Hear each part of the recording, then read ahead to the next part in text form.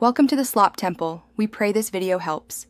In this video, I will explain how to make a Mahjong game. First, let's dive into the exciting process of crafting your very own Mahjong set. It's a rewarding project that combines creativity with a love for this ancient game. We'll cover everything from choosing the right materials to the intricate details of tile design. Get ready to embark on a fun journey to create a unique game set that you and your friends will cherish for years to come. Choosing the right materials is crucial for a long-lasting Mahjong set.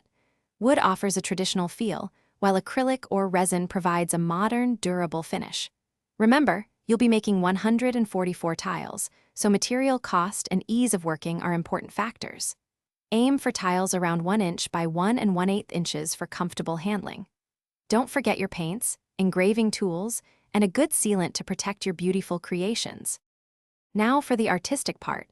Designing and crafting your tiles. Mahjong sets typically feature 3 suits, bamboo, characters, and dots, along with 4 wind tiles and 3 dragon tiles. You'll also need 8 bonus tiles. Whether you choose to engrave or paint, precision is key for clear, readable symbols. Take your time to ensure each of the 144 tiles is consistent in size and design, reflecting your personal touch. With all your tiles crafted, it's time for the final touches. Ensure every tile is completely dry after painting or sealing to prevent smudging. Next, find a beautiful storage case to protect your 144 unique pieces. Many players also like to include a custom scoring system or a rulebook. Now, gather your friends and family and prepare to enjoy countless hours of fun with your very own, lovingly handmade Mahjong game. Thanks for watching.